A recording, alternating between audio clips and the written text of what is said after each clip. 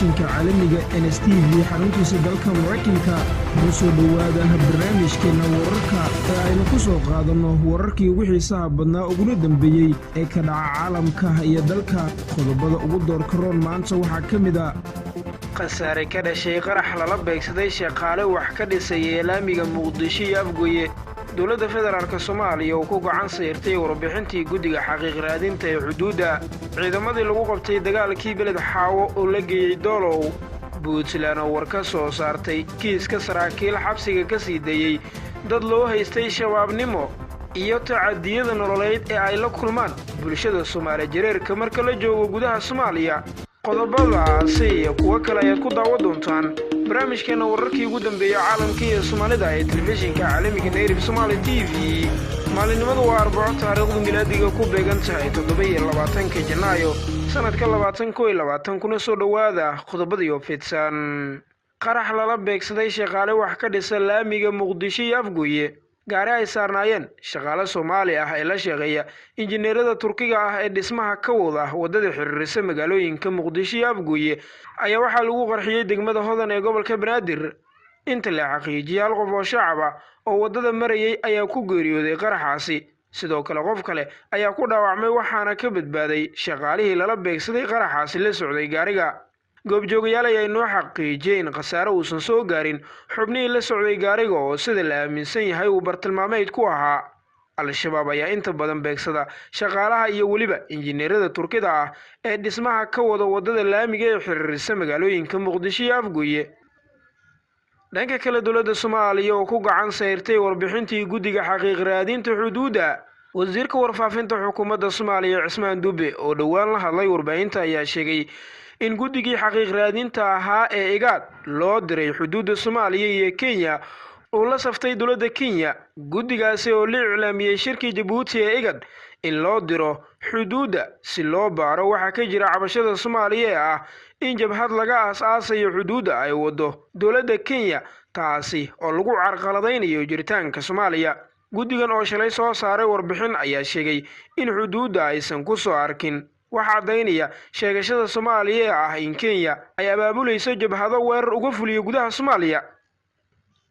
dhanka kale ciidamadii lagu qabtay dagaalkii beled xaawo oo la geeyay Doolow. dowladda Soomaaliya ayaa la sheegayaa in xilli hore oo saakay ilaa xalaya ay degmada Doolow ee gobolka Gedo geynaysay ciidamadii maamulka Jubbaland ee dhawaan lagu qabtay dagaalkii cusla ee ka dhacay magaalada beled xaawo ka u dhaxeeyay ciidamada Jubbaland iyo kuwa dowladda federaalka Soomaaliya. goobjoogayaal ku sugan degmada Doolow ee gobolka Gedo ayaa sheegay in gaadiidka waaweyn ee Soomaalidu u taqaano waraadka lagu daabuliyay ciidamada isla markaasina lagu xareynayay xero ciidan oo ku taala deegaan u dhow Doolow oo lagu magacaabo Buunda Garas. wararku waxay intaa ku darayaan in ciidamadaasi ay dhowaan booqan doonaan mas'uuliyiin iyo saraakiil sarsare oo ka tirsan dowladda Soomaaliya kuwa uu dhowaan tagaya degmada Doolow ee gobolka Gedo. Puntland oo war ka soo saartay kiis saraakiil xabsiga ka sii dayay dad loo haystay shabaabnimo. wasiirka arrimaha gudaha maamulka Puntland Maxamed Cabdiraxmaan Dhabancad ayaa sheegay in mas'uuliyiin ka tirsan maxkamadda ciidamada qalabka sida ee Puntland ay xilkooda ku waayeen loona xiray inay sii daayeen dad ku eedeysnaa inay ka tirsanayeen Al-shabaab. wasiir Dhabancad waxa uu sheegay in mas'uuliyiintani oo ka howlgalayay magaalada Gaalkacyo ee gobolka Mudug ay haatan ku socdaan baaritaan lagu ogaanayo sababta ay ku sii dayeen dadka shabaabnimada ku eedeysnaa. dhinaca kale wasiirka arrimaha gudaha Puntland ayaa sheegay inay jiraan odayaal reer Puntland oo ku sugan magaalada Gaalkacyo kuwa oo amarada ka qaata Al-shabaab isla markaasina uu maamulka si dhow ula socdo dhaqdhaqaaqa odayaashaasi. dhinaca kale qoorqoor oo odayaasha Dhuusamareeb u sheegay inuusan u hayn ciidamo ka difaaca Al-shabaab. madaxweynaha Galmudug Axmed Cabdi Kaariye Qoorqoor ayaa qiray in magaalada Dhuusamareeb ee xarunta maamulkiisa ay qarka u saaran yihiin in Al-shabaab ay qabsadaan maamulkiisana uusan awood buuxda u lahayn inuu difaaco. hadalkan ka soo yaray Qoorqoor ayaa waxa uu ka sheegay kulan uu la qaatay odayaasha dhaqanka magaalada Dhuusamareeb sida ay warbaahintu u sheegeen qaar ka mid ah xubnihii uu la kulmay madaxweynaha Galmudug. odayaasha uu la kulmay qorqor waxa ay kala hadleen khilaafka ka taagan awood qaybsiga golaha deegaanka ee magaalada dhuusamareeb balse waxa ay isku dayeen in kulankaasi ay uga faa'iidaystaan ka hadlidda ammaanka faraha kasii baxaya ee deegaanada galmudug gaar ahaan magaalada dhuusamareeb oo habeen kasta deegaanada ku dhow ay al-shabaab yimaadiin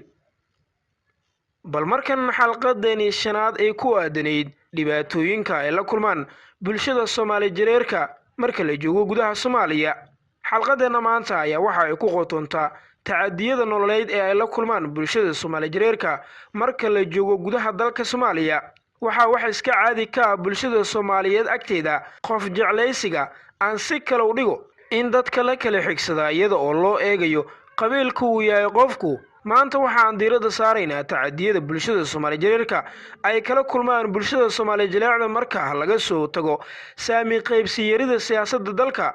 aan soo qaadano dhacdo kamid ah dhacdooyinkii murugada badnaa misna loo bedelay kuwa aanan muhiimsi ahayn sheekadan waxa ay dul hoganaysaa Axmed Mukhtaar Saalax oo loo garan ogaa Axmed Dawlo bishii September 2018 ayaa lagu dilay degmada Yaaqshiid ee gobolka Banaadir waxa uu ahaa shakhsi ka soo jeeda bulshada Soomaali jireerka ee ku dhaqan magaalada Muqdisho waxay ahayd dhacdo laga xumaaday kadib markii Axmed Dawlo ay dileen sidoo kalena ay gubeen qoys ka soo jeeda bulshada Soomaali jileecda ma uusan sameyn dembi u dhigmay ciqaabta uu maray kaliya wiil uu waalid u ahaa ayaa caashiqay guursadayna gabar ka dhalatay Soomaali jileecda balse sidii caadadu ahaydba qoyska gabadha ee Soomaali jileecda ah waxay u midiye afaysteen Axmed Dawlo alle ha u raxmade ugu dambeyn qorshihii iyo damicii guracna ee ay u soo maleeyeen Axmed Dawlo qoyskii Soomaali jileecda ka soo jeeday waa uu fulay balse waxa yaab iyo makaag ah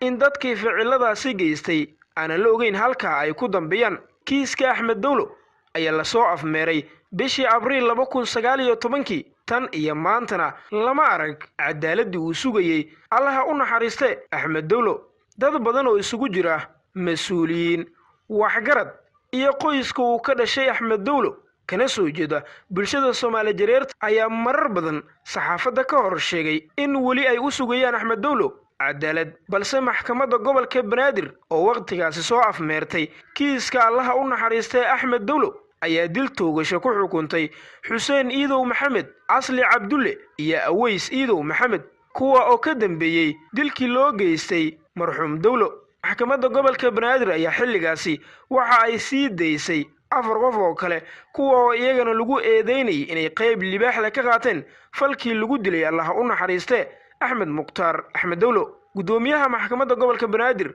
Muuse Macalin ayaa sheegay in xukunka uu racfaan u furan yahay balse ma jirin hadal dambe oo arrinka ka dambeeyay ama ficil dib kaga soo laabtay arrinkaasi qoyska uu ka soo jeeday allaha u naxariistay Axmed Dawlo ayaa marar badani waxa ay hor yimaadeen shaashadaha saxaafadda iyaga oo dowladda federaalka Soomaaliya kaga cabanaya cadaalad darrada iyo in ay wali ifka sii saaran yihiin shakhsiyaadkii sida foosho xumaa u dilay allaha u naxariistay Axmed Dawlo xilligan waxaa bilaabalaana oo rafaadaya qoyskii heebsooca aabahooda loo dilay ee aanan loo eegin inuu ka mid yahay bulshada Soomaaliyeed sidoo kale waxaa daryeel la'aan ay soo wajahday caruurtii yaryareed ee muddo kadib la ilaaway halkii uu xaalkoodu ku dambeeyay dowladda federaalka Soomaaliya kaliya hay'adaheeda maxkamadeed ayaa xukuumadan yarta hase yeeshee iska ilaaba dhibaatada ay geystaan kuwa sheegtay laandheerenimada waa Soomaali jileecde allaha u naxariistay Axmed Mukhtaar Saalax Axmed Dawlo waxa uu wali sugayaa cadaalad aanan xilligan suurtagal ahayn balse su'aasha isweydiinta mudan ayaa ah goormuu allow naxariisiga Axmed Dawlo uu heli doonaa cadaalad ay ku cibri qaataan kuwa badan oo dabin iyo maleeg halis ah u geysan lahaa bulshada Soomaali jireerka xalqadaheena aynu ku qaada dhigno dhibaatooyinka nololeed iyo mid siyaasadba oo ay la kulmaan bulshada Soomaali jireerka ee gudaha Soomaaliya ku dhaqan ayaan ku soo qaadan doonaa wararkeena sida maalinlaha ah kaga baxa muuqbaahiyaha caalamiga ee Neerib Somali TV bal markan Itoobiya digniin laga soo saaray wararka la xiriira xaaladda caafimaad ee Dr. Abiy Ahmed mas-uuliyiinta dalka Itoobiya ayaa dadka isticmaala baraha bulshada uga digay wararka la faafinayo ee la xiriira xaaladda caafimaad ee sii liidanaysa ee ra'iisul wasaaraha dalkaasi Itoobiya Abiy Ahmed kaasi oo aanan muddo 2 isbuuc ah lagu arkin fagaarayaasha. hay-adda sirdoonka qaranka iyo nabad sugidda Itoobiya oo magaceedu loo soo gaabiyo NIS ayaa wacad ku martay inay la xisaabtami doonto qof walba oo baraha bulshada ku daabaca ama ku sheergareeya waxa ay ugu yeereen warar marin habaabin ah ee ku saabsan caafimaadka ra'iisul wasaaraha Itoobiya. digniinta hay-adda sirdoonka NIS ee dalka Itoobiya ayaa lagu sheegay in wararka noocaasi ah ay qalqal gelinayaan ammaanka dalka Itoobiya. gunti iyo gunaanadkii wasiirka arrimaha sirdoonka Israa'iil oo booqasho ku tagay Suudaan. wasiirka arrimaha sirdoonka dalka Israa'iil Eli Cohen ayaa booqasho aan la sii shaacin ku tagay dalka Suudaan. waxa ay ka wada hadleen wasiirka gaashaandhigga Suudaan sidii loo dhaqangeli lahaa heshiis ay wada gaareen sanadii la soo dhaafay ee dib lagu soo celinayo xiriirka Suudaan iyo Israa'iil. afhayeen u hadlay Israa'iil waxa uu sheegay in Mr. Cohen iyo wasiirka gaashaandhigga dalka Suudaan General Yassim Ibrahim ay wada saxiixdeen heshiis ku saabsanaa xiriirka diblomaasiyadeed mid amni iyo mid dhaqaale ee dhexmara wadamada Suudaan iyo Israa'iil. saaxiibada qiimaha badan guud ahaan waa inageenta barnaamijka wararkii ugu dambeeyay ee Soomaalida iyo caalamka ee aad ka daawaneyseen telefishinka caalamiga Nayib Somali TV oo soo jeediyay waan Jumhuri tan iyo warkan kiisa xiga noo kulante nabadey.